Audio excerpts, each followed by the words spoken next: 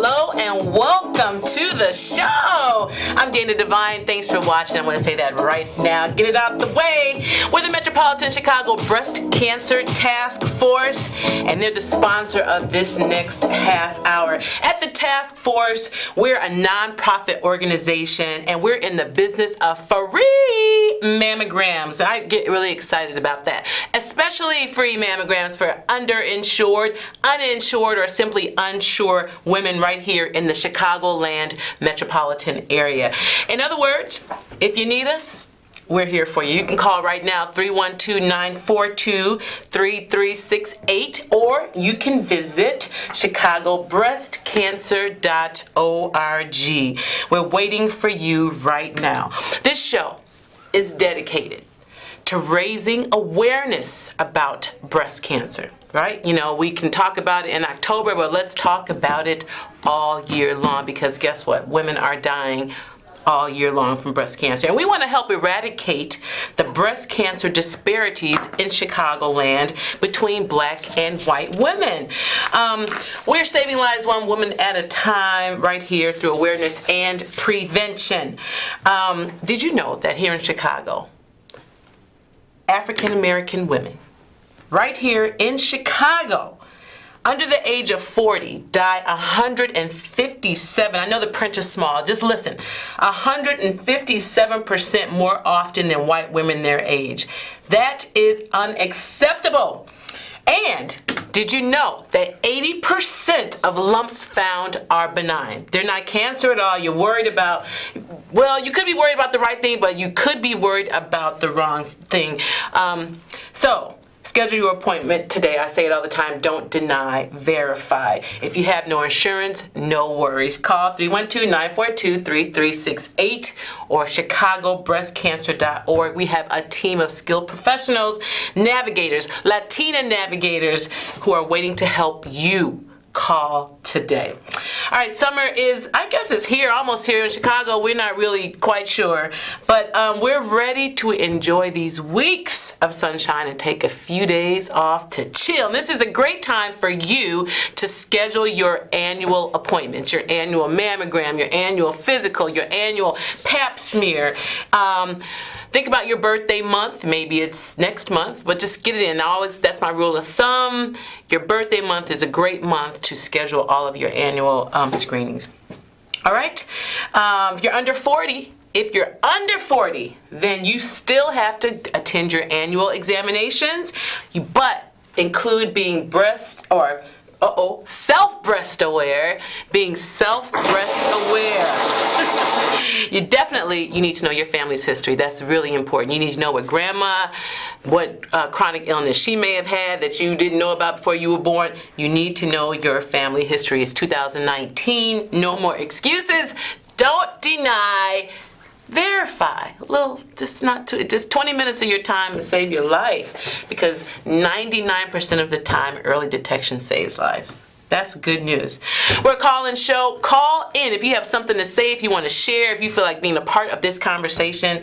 The number to call is 312-738-1060. 312-738-1060. So, you know what I love about this show is every month we bring you a survivor with a story, because I believe your testimony might be the most important thing out of your mouth, period. What you've gone through, what you can share and help and encourage somebody with, do it. So today you'll get to meet another shero. That's my favorite word. A survivor. Someone who knows what it means to fight for your life. You know, I love that every guest has a different story, a different perspective, a different testimony, a different purpose, but they still deliver one crystal clear message. Early detection saves lives. What do I say? I say it again. Don't deny, verify. But today we're talking to two-time breast cancer survivor, and she's a mom, and she's a strong survivor, focused on her new beginnings, and she's learning how to live this new normal. Ladies and gentlemen, please welcome Loretta Pinkerton. Woo! We practiced this in Hello. There she I'm very is. excited to be here. Hey, Loretta, and so beautiful. Oh, thank you. Yes, it's a lovely, lovely lady. So, Loretta, thank you so much for putting us in your very busy schedule and taking the time out to talk to us. And Absolutely. I'm hoping that, briefly, you can encourage, share your testimony, and we can save some lives here today, girl. That's the purpose. So, briefly, can you share? Let's start from the beginning. When and how you were diagnosed. I guess you're going to talk about 2 different times. Everybody pay attention. Okay, so I'm a 2-time breast cancer survivor, and the first time I was diagnosed with breast cancer, I was 34 years old. So early detection is number one. Number one, you want to do your breast exams. I discovered a lump on my left breast, and I was just laying down, and I kept seeing the flyers of how you can do your own breast exam. So I decided to do it, and I felt a lump, and I was like, oh my gosh, what is this? So I brought it to my mother's attention, and she told me, she said, you really need to get it checked out. So I went to the doctor, and the doctor she scheduled me a mammogram, and of course, when they feel like it's something, they schedule you a diagnostic mammogram, and I had the diagnostic mammogram. Same day? No, it was like a couple of days later. Okay. And then after that, they were like, okay, well, it looks like something, but we just want to do a biopsy just to make sure. So it was right around Thanksgiving time. It was like a week before Thanksgiving. Mm-hmm. And so I had the biopsy, and I remember getting a call the day before Thanksgiving. Mm-hmm. It was just, oh my gosh, I was washing my dishes at the sink, and the doctor called me and was like, Loretta, are you okay? Are you alone? The way she approached me, I was like, oh my gosh, what is she about to tell me? And she said, the test showed that you do have breast cancer. And she told me, she said, I don't want you to worry so much because you caught it at first stage. So it was at first stage, and she also said that a lot of women she told me about the procedure that I was gonna have, which is a lumpectomy, and she said that a lot of women has to have this procedure done, and that they pretty much take the cancer out, and then you go. She told me I'll have like radiation, and that following with tamoxifen for 5 years. Okay, so she gave you all your information. You had a team? I had a team at Ingalls Hospital. Okay, good. The team approaches, what they were awesome. They were awesome. It was like really appointment after appointment after appointment. I met the surgeon. I had the test done. I met the surgeon. We scheduled the surgery, and everything was. So you had great insurance. I had, yes, I was working in dialysis. I've been in dialysis for 19 years, and so I had, you had good insurance. Decent insurance. Absolutely. So your insurance kicked in, you had your surgeries? I had my surgery. You had a lumpectomy? I had a lumpectomy with radiation. Okay. 34 years old. 34 years old. Fast forward. 4.5 years later.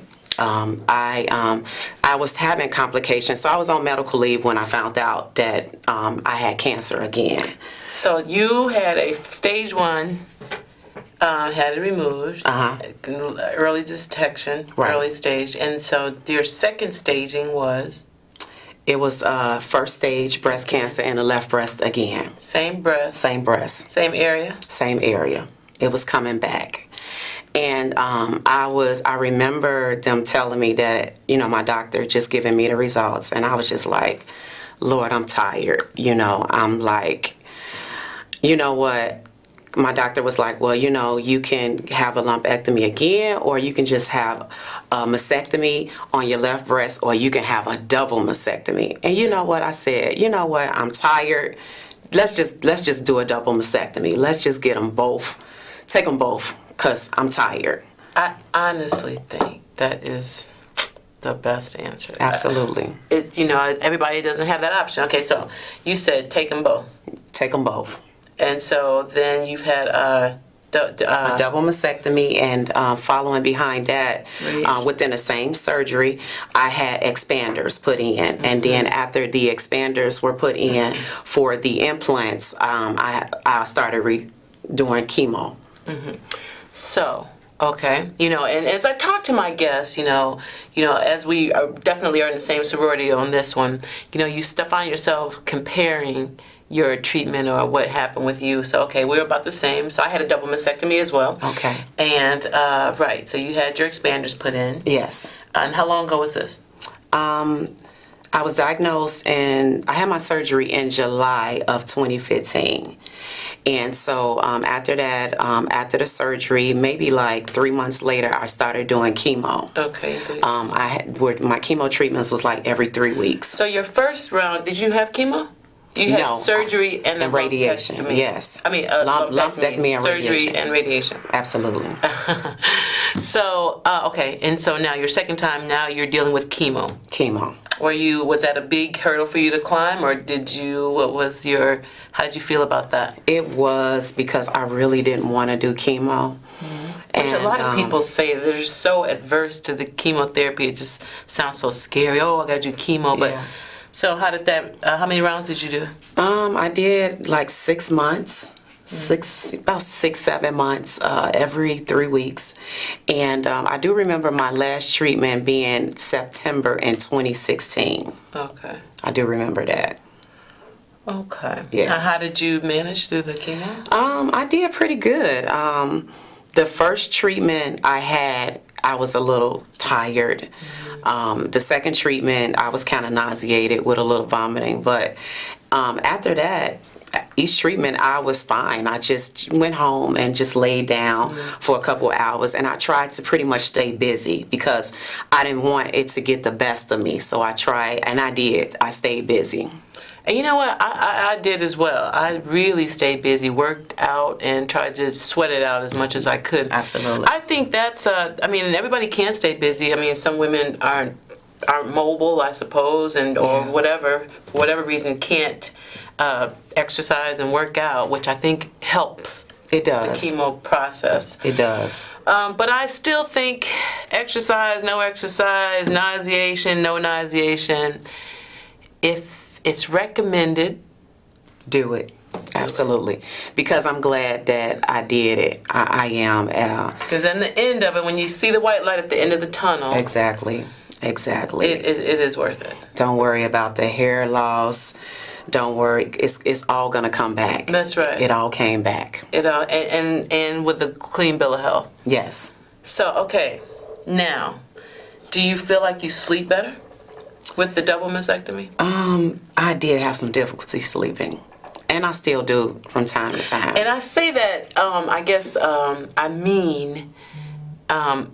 double mastectomy, in my opinion, would help you maybe sleep a little better. Feeling like I'm cancer free. Yeah. Absolutely, I sleep. So you're not so worried about it going from side to side. No. You can sleep a little better. Yes. Yeah. Yes. I think so.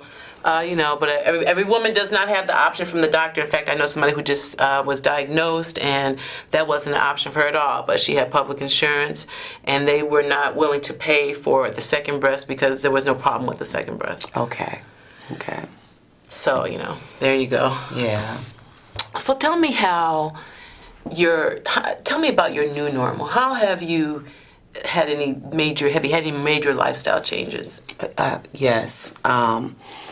Okay, so after the chemo, and me waiting for, because I applied for Social Security, and me waiting for the Social Security, they absolutely took forever. And so, I had to borrow to keep up with my bills. I had to borrow money from family and friends, and so I wound up returning back to work because I was waiting on Social Security, but I was afraid that I was going to lose my my residency, my apartment. And so what I did was I went back to work in 2017, but I had developed like side effects from the chemo.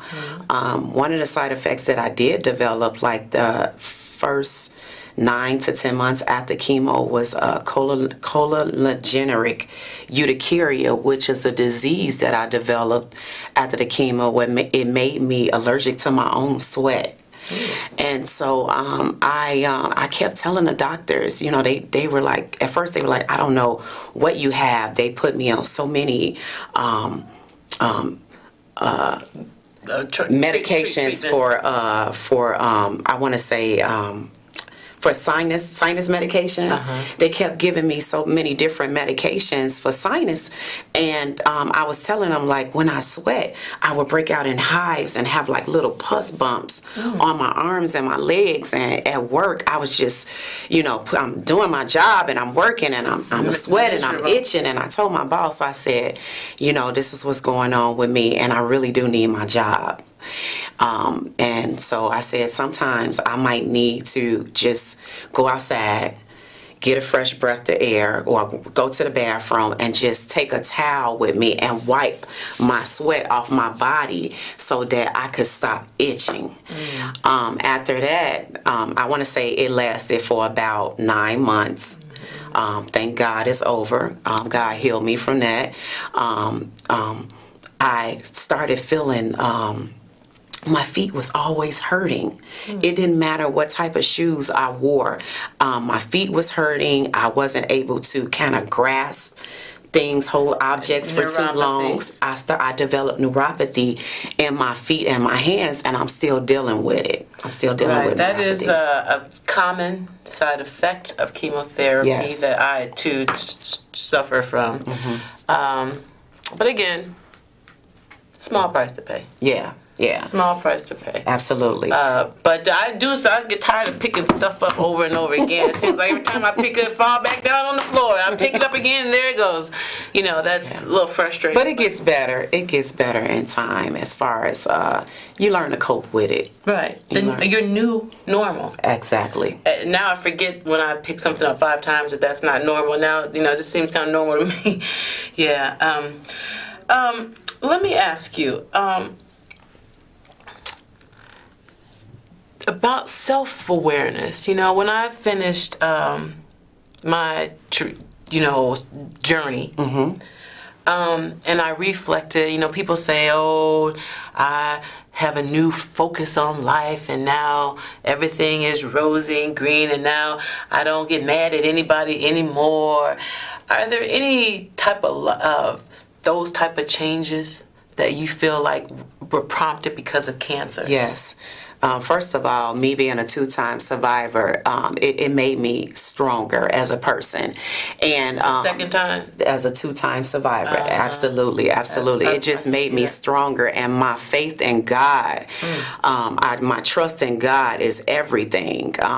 God gives me strength, and I try not to worry about things that I have no control over, because I do believe that when you have so much stress in your body, or you just issues in life, and you're stressing and you're so depressed, all this stress is bad energy, and I do believe it can bring on some illnesses. So I try not to worry about things that I have no control over. I still worry. I'm human. Right. But well, you know, absolutely. Let me ask you this. I mean, I kind of maybe going like this, just talking to you. So you try not to worry, the things that you can control, things that are, you know, uncontrollable. But, you know, zip codes matter in Chicago. It does. If you are in the wrong zip code, your level of treatment changes. Absolutely. Okay, Absolutely. So I'm not sure what side of town of Chicago you were raised on. South side. The South Side. So I know. So right. There is a difference. There is a difference in treatments and life expectancies. Yeah. And, you know, I think that's very unfortunate. But I know that someone you know who is also going through treatment right at this time. Yes. Lives in a pocket in Chicago where it seems like there is a lot of cancer over there. It is, and I live in the same area. Are you in the same pocket? I live in the same pocket. That I'm And talking. that We you're have a talking mutual. about. I know. I don't in know the where same you live, but pocket. wow. Yeah. So I mean, those type of stories, in my opinion. So when you say things you can control and can't control, I mean, what does that do? A whole community has to get up and move because communities are, being infected. But I happen to think trash, mountains of trash, cannot be good for the earth. It's not. It just can't be. It has to be toxic on some level and seeping into water lines and food supplies and air, all of that. Absolutely. So I don't know what we can do about that, but I know something does have to happen. Something does have to happen because in the area we come from, it's so many diagnoses of cancer. So many. Under We're 40? Under 40. We're surrounded by waste management, water proclamation. Acme Steel is over in the area. It's horrible. Here's a question I ask every. Oh, we have a caller. Caller. Hello.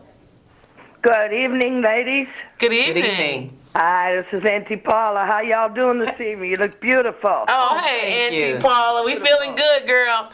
There you go. I'm 64 years old, and I'm trying to emphasize most as I can is to get that mammogram once a year. I've been getting my mammograms for the last 10 years, and this year I switched hospitals.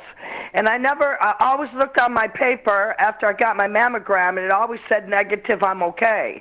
Well, this year, because I switched to 2 different hospitals because of my insurance, the mammogram came back that I had a dense tissue inside my left breast.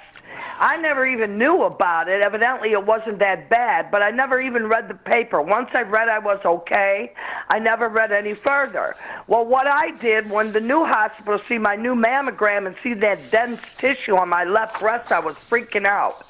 So what the problem was, it was a new hospital, and they didn't know who I was.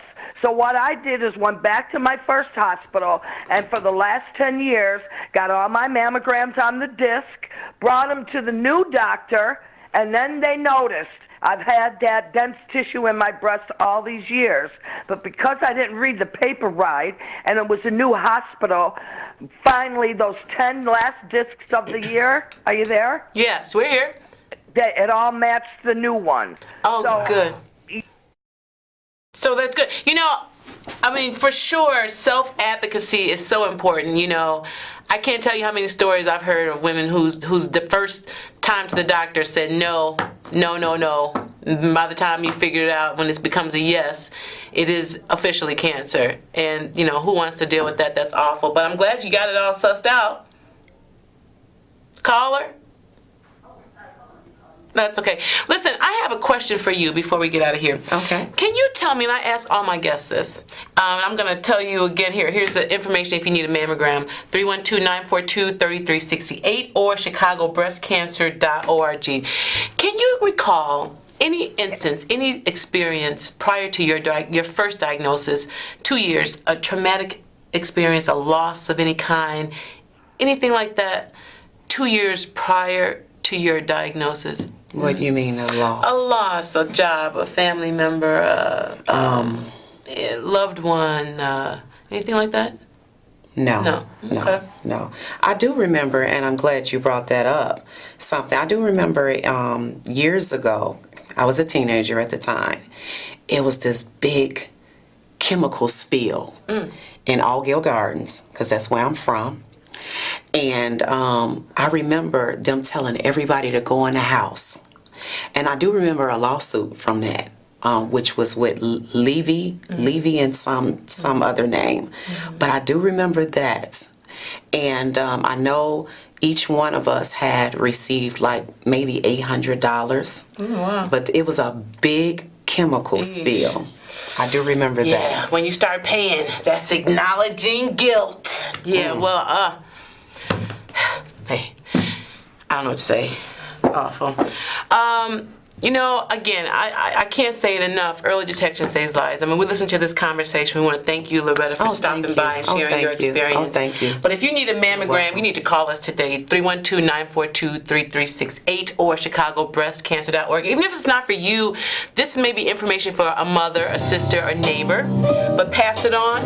I want to thank Donna Lynn, our producer, Maurice Joshua, our music man, the Metropolitan Chicago Breast Cancer Task Force, our guest today, Loretta Pinkerton, and of course, you for stopping by and checking us out. Make sure you find us on YouTube. Share this information. You don't know. Don't deny, verify. We are saving lives right here in Chicago. Again, thank you. Find us on Facebook, Twitter, Instagram, Chicago Breast Cancer, Metropolitan Chicago Breast Cancer.org. See you next month.